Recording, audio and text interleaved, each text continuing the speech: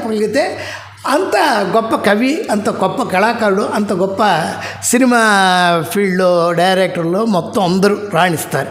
అది చెప్పడానికి ఆ రోజు అది మిస్ అయింది నా బ్యాడ్ లక్. దానికి ఫస్ట్ నేను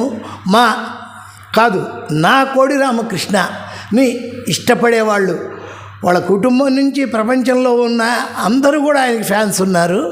అలాంటి వాళ్ళందరికీ కూడా అలా నేను ఆ రోజు నాకు కరెక్ట్ ఎక్స్ప్లెనేషన్ ఇవ్వకుండా వచ్చేసినందుకు హర్ట్ అయిన దేవీప్రసాద్ నుంచి మొత్తం నాతో సహా, నేను అందరికంటే పెద్ద అభిమాని కోడి రామకృష్ణ. నా మధు అనే పేరుని తోటపల్లి మధు అని పెట్టింది రావు గోపాలరావు గారైనా అలా పెట్టుకుంటే పండి అత్తమెచ్చిన అల్లుడితో పెట్టించింది కోడి రామకృష్ణే. ఆయన నాకు దేవుడు.